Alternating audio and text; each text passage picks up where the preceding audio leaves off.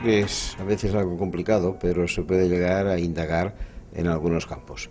Siempre recordaré la anécdota que hace unos 4 o 5 años se celebró en Suiza la Exposición Nacional. Los suizos tienen la buena costumbre de realizar una especie de acto catárquico cada 25 años, no invitan a gente de fuera, no es una expo universal, es una expo nacional, y allí analizan a fondo cómo funciona el país, cómo evoluciona. Lo hacen con prudencia, cada 25, a veces lo alargan cada 30 años. Tuve ocasión de visitar, cuando hace 5 años celebraron la última, y en uno de los stands, concretamente, curiosamente, perteneciente al Ministerio del Interior, se explicaba la estructura gráfica del poder político en Suiza. Había una especie de póster con un triangulito, una pirámide, en la que se veía debajo de la pirámide lo que podríamos llamar el pueblo. Un poco más arriba aparecían concejales, ediles, alcaldes, etc. Un poco más arriba nos encontrábamos con diputados, senadores. Un poco más arriba, evidentemente, estaba la estructura del gobierno, el Consejo de Ministros. Y el mismo Ministerio del Interior, encima de la pirámide, en la cúspide, colocaba a Nestlé y a otras empresas transnacionales. Ellos mismos explicaban un poco cuál era el poder real en Suiza. Era, si queréis, una especie de broma para sí mismos, pero demostraba una clarividencia en esta catarsis que realizaban. Entonces, la obligación nuestra es ir a buscar un poco cuáles son estas Nestlés, siendo Nestlé evidentemente una de ellas, que están por el mundo y que acaban dominando poderes políticos y poderes económicos. En este sentido, es interesante, por ejemplo, como primera aproximación, darnos cuenta de quién está detrás de los 12 o 14 más medias más importantes de Estados Unidos. Son los que marcan opinión pública en general y son los que además son atendidos por todos los países del mundo para lanzar pues las noticias que consideran más importantes. Leí hace un tiempo un reportaje interesante elaborado por un grupo de profesores de la universidad, mejor dicho, de la Facultad de Ciencias de la Comunicación, de un lugar tan lejano como Santiago de Chile, y en este estudio analizaban quién estaba detrás del New York Times, de Washington Post, de CNN, de Walt Disney Productions, de Times Warner, de otras grandes compañías mediáticas norteamericanas, que todas ellas tienen radios, televisiones, periódicos, páginas web, etcétera, etcétera.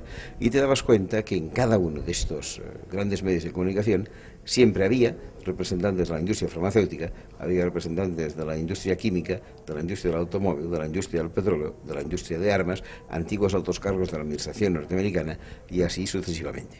Bien, es verdad que algunos de estos medios pues inclinaban más hacia la química, otros se debían inclinar más hacia el automóvil, otros se inclinaban más hacia las armas, pero todas ellas eran responsables de algún que otro sector económico. No eran medios libres los que generaban opinión pública, eran lo que se podría llamar, en un lenguaje algo ancestral de tiempos de mi juventud, que también se llamaba una cadena que distribuía discos de vinilo, y se llamaba La Voz de su amo.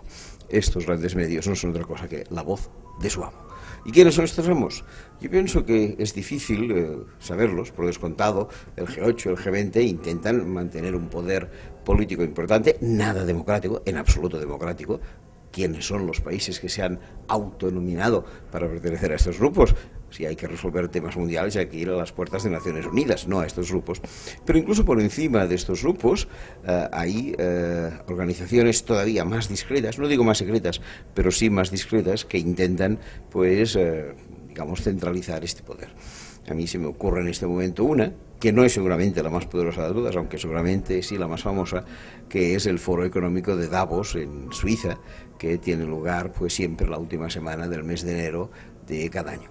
En este foro aparecen 1.500, 2.000 personas, todas ellas de la élite mundial, del mundo de los negocios, del mundo de la prensa, del mundo de los antiguos cargos políticos, que se reúnen allí aparentemente para escuchar un ciclo de conferencias, pero en la práctica para hacer lobby, para entenderse entre ellos y para llegar a acuerdos económicos. Y por lo que he podido saber estos últimos meses, además de los 1.000 o de los 1.500 que se encuentran allí, pues esta última semana de enero para discutir de sus intereses, también hay reuniones más secretas en los mismos hoteles de Davos, en los que se reúnen pues los presidentes de las 5 o 6 compañías de petróleo más importantes del mundo y los presidentes de las 5 o 6 compañías químicas más importantes del mundo, etcétera, etcétera. Esto pienso que sería un buen elemento para analizar un poco la lista de estas 1.500, 2.000 personas que aparecen allí, que probablemente tengan un poder importante. Pero todavía entraría en un grupo que se ha vuelto, no digo famoso, pero más conocido en los últimos años y que quizá seleccionaría todavía más